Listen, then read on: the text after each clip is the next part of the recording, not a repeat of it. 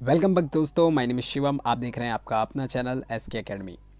आज के इस वीडियो में हम बात करेंगे फोर्थ चैप्टर और ये 6 वीडियो होगा इस फोर्थ चैप्टर का, जो कि पॉलिटिकल साइंस के 12th क्लास के बच्चों के लिए बनाया जा रहा है। इस चैप्टर में हम बेसिक तौर पर बात करने वाले हैं कुछ पड़ोसी देश जो भारत के हैं, उनके भारत के साथ किस प्रकार के संबंध है। तो इस कड़ी में हम बात करेंगे और जानेंगे कुछ ऐसे ही पड़ोसी देशों के जो भारत के साथ किस प्रकार के संबंध रखते हैं। इस कड़ी में हम चालू करते हैं सबसे पहले भारत और नेपाल के बारे में। चैप्टर को शुरू करने से पहले नोट्सों के थ्रू मैं आपको कुछ बेसिक बातें बता देता हूँ।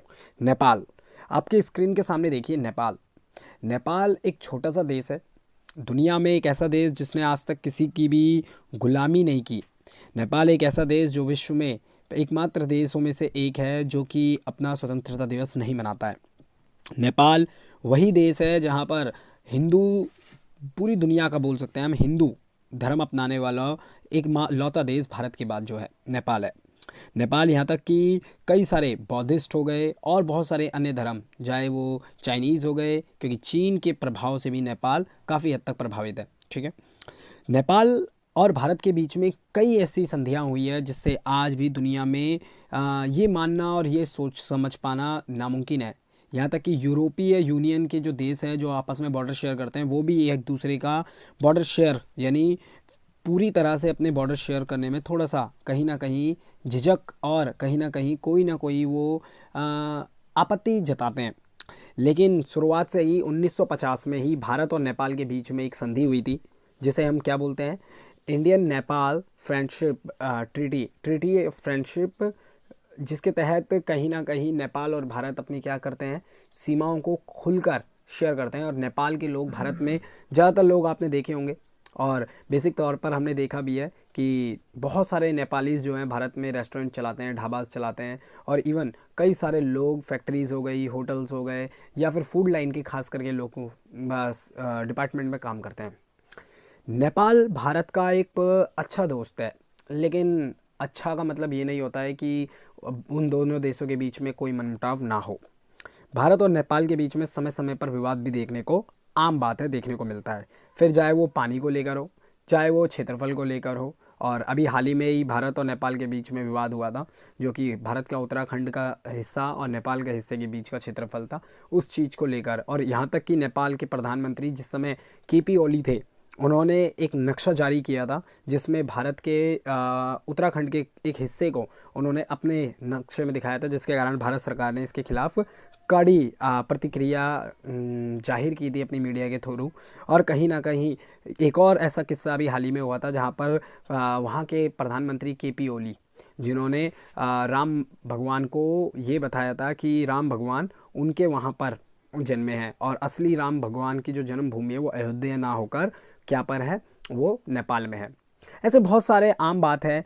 लेकिन अब वर्तमान में जो नेपाल के प्रधानमंत्री है वो आपकी स्क्रीन के सामने है। ये बहादुर शाह जो हैं, ये इस समय शाह बहादुर जो हैं, ये अभी करंटली जो कि 2021 से प्रधानमंत्री का पदभार संभाल रहे हैं नेपाल में और अच्छे से काम कर रहे हैं। जानते हैं जरा नेपाल और भारत के बीच में किन मुद्दों को लेकर विवाद है और क्या है इस विवाद का कारण।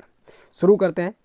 सबसे पहले क्वेश्चन है कि भारत नेपाल राष्ट्रों के मध्य किन मुद्दों पर विवाद की स्थिति बनी हुई है। वैसे तो दोनों ही देशों के बीच में बहुत ही सकारात्मक रिश्ते हैं, लेकिन कुछ ऐसी बातें हैं जिन पर दोनों देशों के मध्य टकराव व विवाद देखने को मिलता है। मैंने आपको पहले ही बता दिया है, भारत और नेपाल 1950, अगर मैं तारीख बताऊं तो 31 जुलाई 1950 में भारत और नेपाल के बीच में काठमांडू में ये एग्रीमेंट हुआ था और एक साइन किया गया था एग्रीमेंट, जिसमें ये बात कही गई थी कि भारत और नेपाल अपनी सीमाओं को बिना किसी पासपोर्ट और वीज़ा के क्या करेंगे, अपने लोगों के लिए एक जगह से दूसरी जगह पर आ जाने की अनुमति देंगे। लेकिन कई मुद्दे हैं जिन पर विवाद भी हैं, जिनमें से सबसे पहला मुद्दा जो है वो है नेपाल द्वारा चीन के साथ दोस्ती को लेकर भारत अपनी नाखुशी जताता है। क्योंकि शुरुआत से ही नेपाल कहीं ना कहीं चीन की जो क्षेत्रफल या फिर हम बोल सकते हैं लैंड को हथियाने की जो पॉलिसी है, उसमें चाइना एक बहुत ही ज़्यादा डोमिनेटिंग पावर कंट्रीज़ है। ये हमेशा से क्या करता है कि देशों को कर्जा देता है और कर्जा ना चुकाने पाने पर वहाँ पर लीज पे ले लेता है। और ऐसा करने पर कहीं ना कहीं भारत, अगर वो चाइना पर भी ऐसा करता है, अगर चाइना नेपाल पर भी इस प्रकार की कोई हरकत करता है तो इसका प्रभाव डायरेक्टली भारत पर पड़ेगा, क्योंकि भारत की जो सीमाएं हैं वो कहीं ना कहीं असुरक्षित होगी। इससे कहीं ना कहीं भारतीय लोगों को और इवन भारत को इससे कहीं ना कहीं अपनी आंतरिक सुरक्षा में एक बहुत बड़ी सेंध के रूप में देखा जाएगा ये। इसीलिए भारत नेपाल के जो करीबी संबंध बन रहे हैं चाइना से, उसको लेकर चिंतित है और समय समय पर नेपाल के साथ भारत अपनी इस नाखुशी को जताता भी है। लेकिन नेपाल अपने आप में एक स्वतंत्र राष्ट्र है, वो अपना डिसीजन खुद ले सकता है कि उसे किस राष्ट्र की तरफ जाना है। तो अक्सर देखा जाता है कि कहीं ना कहीं आज नेपालीज जो लोग हैं वो चाइनीज़ कल्चर के की तरफ बहुत तेज़ी से प्रभावित हो रहे हैं और उसकी तरफ आगे बढ़ रहे हैं। दूसरा कारण क्या है? नेपाल द्वारा भारत के विरुद्ध होने वाली गतिविधि पर ठोस कदम ना उठाना, जिससे भारत का नाखुश होना। अक्सर यही होता है। मैंने आपको बताया कि नेपाल एक कोई 4-5 लोगों का तो देश है नहीं, देश इतना बड़ा है, वहाँ पर बहुत सारे लाखों में आबादी रहती है। तो कई बार ऐसी हरकतें भी होती है, चाहे इलीगली तौर पर हो या फिर कई सारी ऐसी गतिविधियाँ जो नेपाल के ही थ्रू हो, जिसका प्रभाव कहीं ना कहीं भारत पर पड़े। ये चीज़ें जो भारत में होती है, नेपाल और भारत के बीच में, इससे कहीं ना कहीं तनाव भी उत्पन्न होता है। एक और कारण है भारत और नेपाल के बीच में तनाव का, वो है माओवादियों से भारत को खतरा होना। तो नेपाल के जो माओवादी वही लोग होते हैं जो सरकार का विरोध करते हैं बेसिक तौर पर, ठीक है ना। और नेपाल में ये बहुत देखा जाता है और इससे जो नेपालीज माओवादी है वो भारत सरकार के नेपाल में जो हस्तक्षेप बोले तो चाहे वो व्यापारिक रूप से है, चाहे उनकी अर्थव्यवस्था को बेहतर बनाने के लिए वहाँ पर कोई इंफ्रास्ट्रक्चर खड़ा करने को लेकर है, उसको लेकर कहीं ना कहीं भारत पर ये माओवादी जो लोग हैं इनका आक्रमण रहता है, यानी इनकी प्रतिक्रिया जो होती है वो नकारात्मक रूप में देखी जाती है। और ये भी एक कारण बना हुआ है कि कहीं ना कहीं भारत और नेपाल के बीच में एक विवाद की स्थिति इनकी वजह से भी उत्पन्न होती है। एक और कारण जो कि नेपाल और भारत के बीच में तनाव का है, वो नेपाल के लोगों द्वारा भारतीय हस्तक्षेप का विरोध करना को लेकर भी भारत का विरोध करना। देखिए सिंपल सी बात है, हम एक देश के लोग हैं, हम नहीं चाहते हैं कि बांग्लादेश के या फिर कोई अन्य देश, भूटान हो गया, बांग्लादेश हो गया, ये अपनी मन मर्जी से कभी भी भारत में आ जाए, भारत में रहे, भारत का खाए और फिर अपने हिसाब से चले जाए। ये संभव नहीं है। देखिए हम एक देश के नागरिक होने के नाते हमारा ये कर्तव्य बनता है कि हमारे देश में हमारे ही लोगों को हमारे देश की ज़्यादातर संसाधनों पर क्या मिले, सुविधाएं मिले, वो सुविधाएं प्राप्त कर पाए। लेकिन कहीं ना कहीं भारत ने नेपाल के साथ जो ये ट्रीटी साइन कर रखी है 1950 में, जो ये संधि पर हस्ताक्षर हुए थे, जिससे भारत और नेपाल के बीच में किसी प्रकार की कोई सीमा नहीं होती है, वो आ जा सकते हैं, वहाँ के लोग भारत में आके काम करते हैं, भारत के लोग नेपाल में जाके काम करते हैं। तो ये कहीं ना कहीं देखा जाता है, इससे ये तो देखा जाता है कि भारत एक बड़ा देश है तो नेपालीज लोग भारत में आकर कमाते हैं और इवन वो जो रुपए कमाते हैं वो नेपाल में काफ़ी दुगनी होती है, उनकी कीमत दुगने से भी ज़्यादा होती है, तो उनको प्रॉफिट होता है। लेकिन कहीं ना कहीं नेपालीज लोगों को भारतीय जो नेपाल में जाते हैं काम करने के लिए, उनको लेकर कहीं ना कहीं अपनी नाराज़गी वो जताते रहते हैं, जिसके कारण कहीं ना कहीं भारत और नेपाल के बीच में मनमुटाव देखने को भी मिलता है, क्योंकि एक बड़ा तबका नेपाल का भारत में आकर काम करता है और पैसा कमाता है, लेकिन भारत के वो लोग जो नेपाल में जाकर बसते हैं और कार्य करते हैं, जो बॉर्डर साइड के लोग होते हैं, उनको लेकर कहीं ना कहीं नेपालीज लोग जो होते हैं ना, वो भारत का विरोध करते हैं। तो ये भी इन दोनों के बीच में एक विवाद का कारण है कि तुम हमारी चम्मच से खाओ तो ठीक, अगर हमने तुम्हारी चम्मच पकड़ ली तो तुम नाराज़ हो जाओगे, ये वो वाला सीन है। एक और कारण जो कि इन दोनों के बीच में कलह का है, वो है नेपाल के अंदरूनी मामले पर भारत के हस्तक्षेप करने का आरोप लगाना। भारत एक बहुत बड़ा देश है, विश्व का 7वां क्षेत्रफल की दृष्टि से अगर देखें तो सबसे बड़े देशों में आता है, जिसका वर्ग किलोमीटर ही आप देख सकते हैं 32.8 लाख वर्ग किलोमीटर में फैला हुआ है। और नेपाल उसके मामले में आप देखो अपनी स्क्रीन पे कितना छोटा देश है। तो कहीं ना कहीं एक इनसिक्योरिटी फीलिंग होती है ना, एक ऐसी जिसमें भाई हम आप पे आंख बंद करके यकीन नहीं कर सकते। जैसे कि स्कूलों में भी होता है कि जो ताकतवर होता है उससे कमज़ोर बच्चा हमेशा डरता है। तो एक इनसिक्योरिटी, चाहे भारत करे ना करे, लेकिन क्या गारंटी है कि भारत नहीं करेगा। उनको हमेशा यही रहता है कि कहीं भारत नेपाल के आंतरिक मामलों में हस्तक्षेप ना करे, और अगर ऐसा करता है तो कहीं ना कहीं वहाँ की जो राजनीतिक स्थिति है वो कहीं ना कहीं चरमरा जाएगी, जिससे कारण अस्थिरता उत्पन्न हो जाएगी नेपाल में और सरकार भी गिर सकती है, और कहीं ना कहीं इसका प्रभाव पूरी अर्थव्यवस्था पर पड़ता है किसी भी देश की। ये सिर्फ एक संभावना के रूप में कौन देखता है? नेपाल देखता है।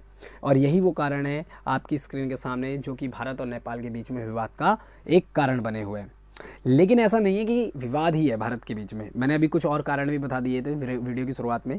जैसे मैं आपको बता सकता हूँ कि भारत और नेपाल के बीच में जो है वो सीमा विवाद भी है। कौन सा सीमा विवाद? ये आपका उत्तराखंड के यहाँ पर जो पड़ता है, आपकी स्क्रीन के सामने देख लीजिए, ये वाली जगह पर इन दोनों देशों के बीच में इस जगह को लेकर ही क्या है, विवाद उत्पन्न हुआ है। फिर चाहे वो राम मंदिर को लेकर हो, अभी हाल ही में वो बेतुके बयान दिए गए थे वहाँ की सरकार द्वारा, जो कि अभी प्रेजेंट में नहीं है, केपी ओली की नेतृत्व में थी वो सरकार, ठीक है, और भी बहुत सारे। लेकिन अब हम बात जानते हैं कि भारत और नेपाल के बीच में कौन कौन से समझौते हुए हैं आज तक। तो भारत और नेपाल सरकार के बीच हुए समझौतों को बताइए, ज़रा जानते हैं। ये 12th क्लास के बच्चों के लिए बहुत इंपॉर्टेंट है। 12th क्लास के बच्चे जो सेकंड टर्म में अपना एग्ज़ाम देंगे, उनके लिए ये चैप्टर सत्ता के वैकल्पिक केंद्र एक बहुत अच्छा ऑप्शन है। और इसकी मैंने 5 वीडियो ऑलरेडी अपलोड की हुई है। पूरा चैप्टर देखिए, लाइन टू लाइन समझिए और अच्छे से एग्ज़ाम को क्रैक कीजिए। ज़रा जानते हैं समझौते, नेपाल और भारत के बीच में हुए कौन कौन से समझौते हैं। इसमें सबसे पहला समझौता आता है कि भारत सरकार द्वारा नेपाल में लोकतंत्र सरकार को समर्थन देना। भारत क्योंकि दुनिया का सबसे पुराना लोकतंत्र देश है और भारत हमेशा चाहेगा कि उसके ज़्यादातर पड़ोसी देशों में भी लोकतंत्र की स्थापना हो। तो भारत ने समय समय पर शुरुआत से ही नेपाल को इस बात पर, क्योंकि नेपाल के बारे में अगर हम थोड़ा सा जाने ना उसके इतिहास के बारे में, तो वहाँ पर राजतंत्र रहा है, वहाँ पर राजाओं का बहुत शासन रहा है, वहाँ पर अलग अलग राजाओं ने राज किया, एक से एक बढ़कर राजा आए, और यहाँ तक कि सन 2000 के बाद भी वहाँ पर राजतंत्र ही रहा है। सरकारों को गिराया कई बार, लेकिन भारत ने हमेशा उसका समर्थन किया। तो इसीलिए भारत सरकार ने नेपाल से लोकतंत्र सरकार को समर्थन देने का हमेशा से प्रयास किया है। दूसरा, भारत द्वारा समय समय पर नेपाल की आर्थिक सहायता करना। देखो, ये तो हमारे को पता ही है, पड़ोसी देश है तो हमारी ये फ़र्ज बनता है, फ़र्ज भी बनता है। और देखो, डिप्लोमेसी के तौर पर अगर हम देखें तो अगर हम नहीं करेंगे उसकी मदद, तो चाइना जैसा देश करेगा, क्योंकि एशिया में यही 2 सबसे बड़े देश है। तो कहीं ना कहीं भारत अपने पक्ष में लाने के लिए नेपाल पर कुछ ना कुछ आर्थिक सहयोग भी देता है, चाहे वो रेल के रूप में। अभी हाल ही में भारत ने पहली रेलवे लाइन बिछाई है और रेल गिफ्ट की है नेपाल को। कहीं ना कहीं बसेज़ हो, यहाँ पर सर्विसेज हो, या फिर और अदर सेक्टर पर इन्वेस्ट करना, वो भारत करता रहता है। इसी के साथ साथ संधि समझौते, अगर हम बात करें तो संधि समझौते के अंतर्गत यह तय किया गया है कि दोनों देश बिना पासपोर्ट एक दूसरे के देश में आ जा सकते हैं। ये तो मैंने आपको ऑलरेडी बता दिया है कि 1950 में इन दोनों देशों के बीच में आपसी समझौता हुआ था, जिसमें डिसाइड किया गया दोनों देशों की सरकारी समझौता काठमांडू में हुआ था 31 जुलाई को, ठीक है। और इसमें डिसाइड किया गया था कि ये दोनों क्या करेंगे, अपने बॉर्डर को आसानी से किसी बिना पासपोर्ट और बिना वीज़ा के अलाउ करेंगे वहाँ के सिटीजन्स के लिए। चौथा समझौता, दोनों देशों द्वारा विज्ञान के क्षेत्रों में सहयोग पर बल देने की बात को कहा गया है। यहाँ पर बात आती है कि दोनों देश सहयोग करेंगे, कोशिश करेंगे कि आपस में इनके लोग जाएंगे एक दूसरे देश में, सहयोग करेंगे टेक्निकल फील्ड में, साइंटिफिक फील्ड में, और यहाँ तक कि एक दूसरे का कैसे इनोवेटिव तरीके से विकास हो सकता है देशों का, उसमें भी आपसी सहयोग कर कर ये अपने आप को आगे बढ़ाएंगे। साथ ही साथ दोनों देशों ने साझे प्राकृतिक संसाधनों के उत्पादन में भी सहयोग करने पर सहमति जताई है। और दोनों देशों ने पूरी कोशिश की है कि कहीं ना कहीं आपस में मिलकर जो बॉर्डर वाले इलाके होते हैं, या फिर मान लीजिए भारत के पास कोई तकनीक है लेकिन नेपाल में कोई प्राकृतिक संसाधन है जिसे निकाल नहीं पा रहा है, तो इस मामले में भारत उसकी मदद करेगा, उसको प्राकृतिक संसाधन निकालने में उसकी हेल्प करेगा, जिससे कहीं ना कहीं उसको क्या मिलेगा, फ़ायदा मिलेगा। और इससे भारत को भी कहीं ना कहीं उसका सहयोग करने का कुछ ना कुछ तो भारत को भी उसका फ़ायदा होगा। तो ऐसे सहयोग समझौते इनके बीच में आम बात है जो देखे जाते हैं। अब हम बात करते हैं भारत और श्रीलंका के, क्योंकि श्रीलंका एक टापू देश है। अगर हम बात करें तटवर्तीय क्षेत्र में पड़ने वाला, भारत का दक्षिण क्षेत्र में पड़ने वाला एक देश, जो कि अगर हम बात करें अरब सागर या फिर हम बोल लें कि हिंद महासागर की तरफ पड़ने वाला एक देश है। अगर हम थोड़ा सा इसका इतिहास देखें तो हिंदू धर्म के अनुसार श्रीलंका में ही अगर हम बात करें रावण की लंका थी, और श्रीलंकन लोगों के द्वारा बहुत ज़्यादा माना भी जाता है रावण को। बट अगर हम उसके अपोजिट देखें तो भारत में तुम्हारे को पता है दिवाली वाले दिन रावण को जलाया जाता है, और उसके भी क्या क्या फैक्ट्स है वो सब हमने जाने हुए हैं। लेकिन आज की इस वीडियो में हम ये वाले बात कर रहे हैं कि भारत और श्रीलंका के बीच में समझौते क्या क्या हुए हैं या टकराव क्या क्या है। तो सबसे पहले अगर हम बात करें तो भारत व श्रीलंका के मध्य हुए समझौतों की बातें में बात करते हैं। इसमें देखिए बच्चे, सबसे पहले है 1987 में भारत श्रीलंका द्वारा शांति स्थापित करने के लिए व जातीय संघर्ष को खत्म हेतु भारतीय सेना को भेजा गया था। ये बात ध्यान रखनी है कि जब 1987 में भारत सरकार ने, श्रीलंका एक ऐसा देश है जो कि जैसे हमारे भारत में बहुसंख्यक कौन है, हिंदूज़ हैं, वैसे ही श्रीलंका में तमिल्स हैं, ज़्यादातर लोगों का तमिल है और तमिल देश है वो, ठीक है ना। जैसे बांग्लादेश अपने आप को सेकुलर कंट्री बोलता है, तमिल जो है, तमिल बोल रहा हूँ, श्रीलंका जो है वो अपने आप को तमिल ज़्यादा लोग हैं वहाँ पर। लेकिन वहाँ पर ना एक लफड़ा है। वहाँ पर लफड़ा क्या है, वहाँ पर यहाँ जैसे भारत के कुछ तमिल हैं जो भारत के मूल के हैं, लेकिन वो श्रीलंका में जाकर उनकी कई 2-3 पीढ़ियाँ वहाँ रह चुकी है। लेकिन आज भी श्रीलंका की सरकार जो है वो उनको उस तरह के संसाधन मुहैया नहीं कराता है या उस प्रकार के अधिकार नहीं देता है जो वहाँ के स्थायी मूल लोग हैं जिनको मिले हुए हैं। इसी वजह से कहीं ना कहीं जो भारत के स्थायी मूल के लोग थे जो श्रीलंका में जाके बस गए, इन्होंने ना अपना एक ग्रुप बनाया इन अधिकारों को पाने के लिए और इन्होंने जातीय संघर्ष करना चालू किया, जिसके कारण से श्रीलंका ने कई सालों तक श्रीलंका ने जातीय संघर्ष को झेला और इन्होंने अपना एक संगठन बनाया जिसका नाम था लिटे, LTTE, ठीक है ना। तो अगर हम बात करें तो लिटे जो है, अगर हम बात करें, ये बहुत ही ज़्यादा हम बोल सकते हैं एक उग्रवादी टाइप का संगठन है। इसने पूरी कोशिश की कि वहाँ पर जो वहाँ के स्थायी मूल निवासी हैं जो श्रीलंका के हैं उनके बराबर उनको अधिकार मिले, लेकिन ऐसा करने में कहीं ना कहीं भारत सरकार ने भी उनकी मदद की। किनकी? लिटे की नहीं। वहाँ पर जो ये जातीय संघर्ष हो रहा था उसको ख़त्म करने के लिए भारत सरकार ने अपनी पीस आर्मी को वहाँ पर सेंड किया था, भेजा था। और कहीं ना कहीं इसी चीज़ का बदला लेते हुए इसी ग्रुप ने, जो लिटे है, इसने कहीं ना कहीं राजीव गांधी की हत्या भी करवाई थी। राजीव गांधी की हत्या कराने में लिट्टे ही ग्रुप के लोगों का हाथ था। जैसे इंदिरा गांधी की हत्या कराने में खालिस्तानियों का सहयोग माना जाता था, जो कि 1984 में दंगे हुए थे, उसके बाद माना जाता था बेसिक तौर पर। आगे हम बात करते हैं दूसरा, इनके बीच में और क्या समझौता हुआ है।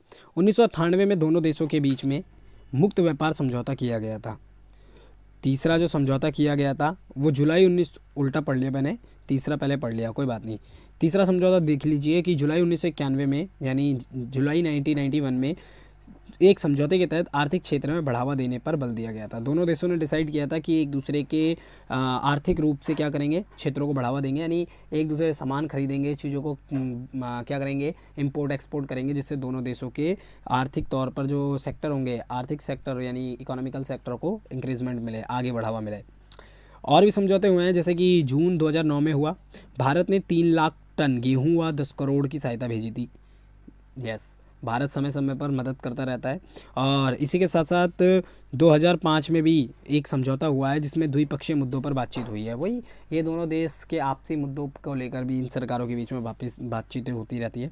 और एक और समझौता जो श्रीलंका के अगर हम पुनः निर्माण के लिए भारत सरकार ने आर्थिक सहायता दी है। तो देख लीजिए, ऐसी बात नहीं है अगर मनमुटाव है तो इसका मतलब ये है कि वो दोनों देश समझौते नहीं कर सकते सकारात्मक रूप से, ऐसा कहना गलत होता है।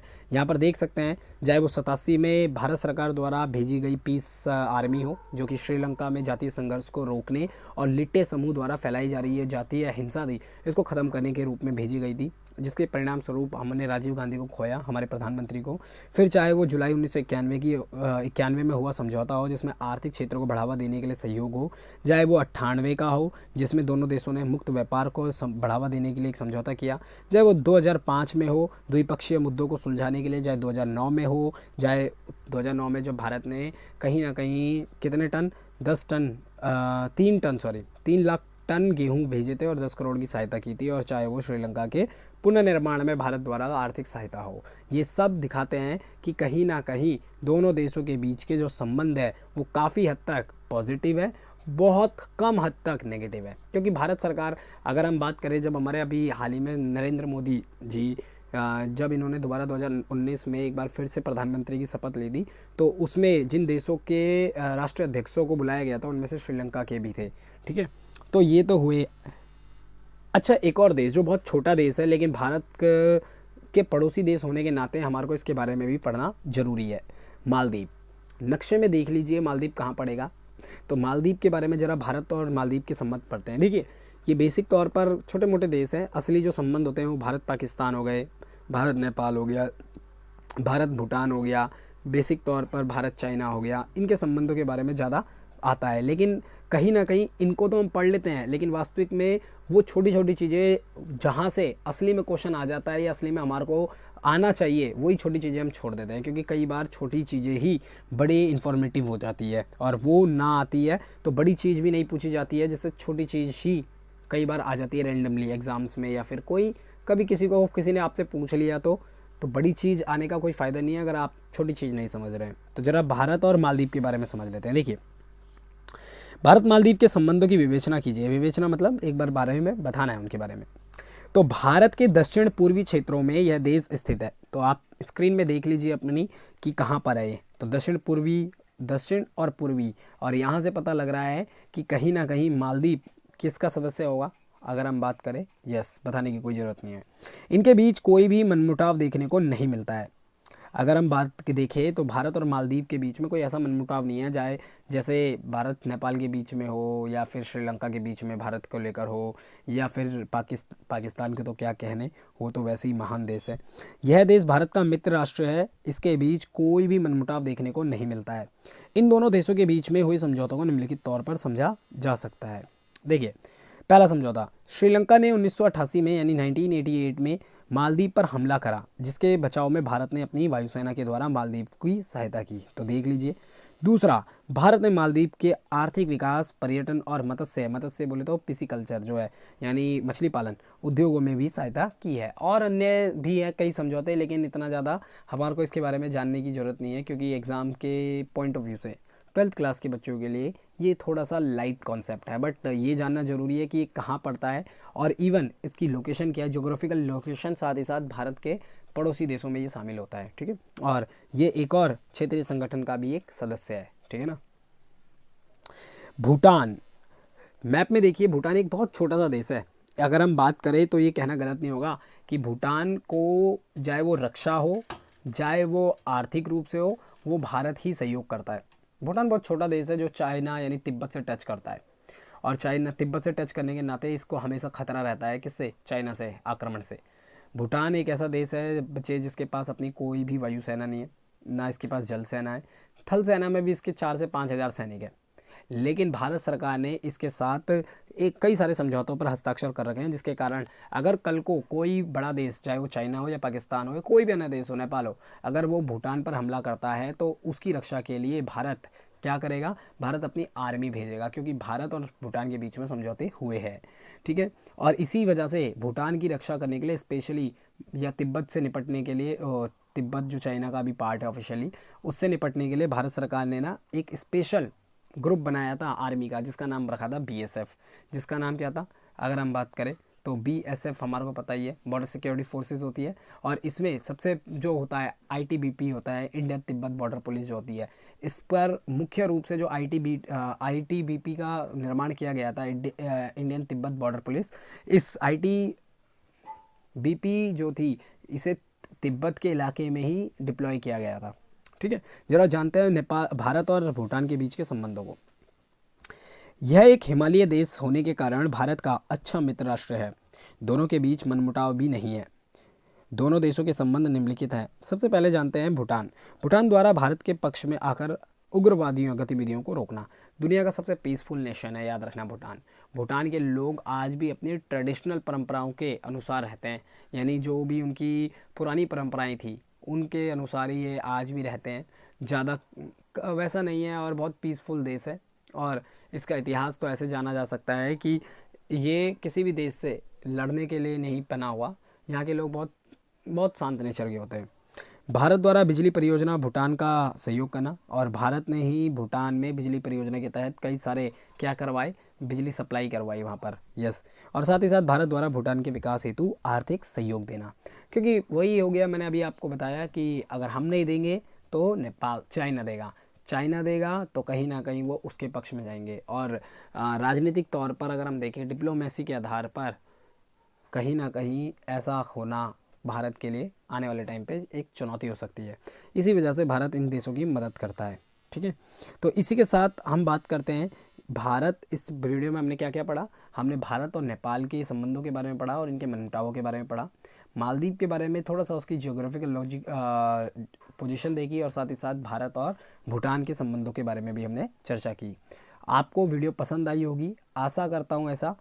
और अगर आपको वीडियो पसंद आई है तो चैनल को लाइक कीजिए, सब्सक्राइब कीजिए, कमेंट में लिखिए आपको किस टॉपिक पर वीडियो चाहिए। साथ ही साथ देखने के लिए धन्यवाद।